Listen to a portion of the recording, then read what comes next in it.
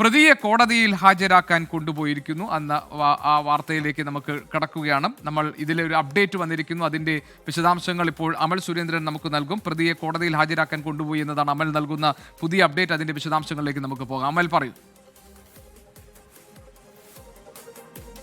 അജിക്ക് ഏതായാലും പ്രതിയെ ഇപ്പോൾ പോലീസ് സ്റ്റേഷനിൽ നിന്ന് ഇറക്കിയിരിക്കുകയാണ്. പുത്തൻകുരിശ് പോലീസ് സ്റ്റേഷനിൽ നിന്ന് ഇറക്കി ഇപ്പോൾ കോലഞ്ചേരി മജിസ്ട്രേറ്റിന്റെ വീട്ടിലേക്കാണ് പ്രതിയെ കൊണ്ടുപോകുന്നത്.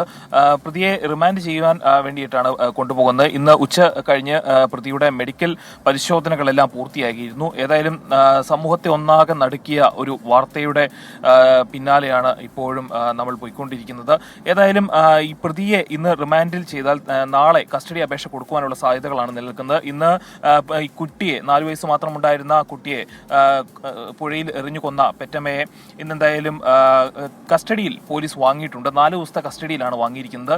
ഇപ്പോൾ ഈ കുട്ടിയെ ലൈംഗികമായിട്ട് ഉപദ്രവിച്ചു എന്ന് പോലീസിന് മനസ്സിലായിട്ടുള്ള ഈ കുട്ടിയുടെ പിതൃ സഹോദരനെ ഇന്ന് റിമാൻഡ് ചെയ്താൽ നാളെ കസ്റ്റഡി അപേക്ഷ കൊടുക്കും. അതിനുശേഷം ഈ പ്രതിയെ കൂടി കസ്റ്റഡിയിൽ വാങ്ങിയതിനു ശേഷം കുട്ടിയുടെ അമ്മയുമായി ചേർത്തിരുത്തിക്കൊണ്ട് ചോദ്യം ചെയ്യുവാനുള്ള സാഹചര്യങ്ങളാണ് നിലനിൽക്കുന്നത്. ഏതായാലും ഇപ്പോൾ കേസ് അന്വേഷണത്തിന്റെ ഭാഗമായിട്ട് പുത്തൻകുരിശ് ഡിവൈഎസ്പി അടക്കമുള്ളവരുടെ സംഘമാണ് പ്രതിയുമായിട്ട് ഇപ്പോൾ മജിസ്ട്രേറ്റിന്റെ വീട്ടിലേക്ക് പോയിക്കൊണ്ടിരിക്കുന്നത്.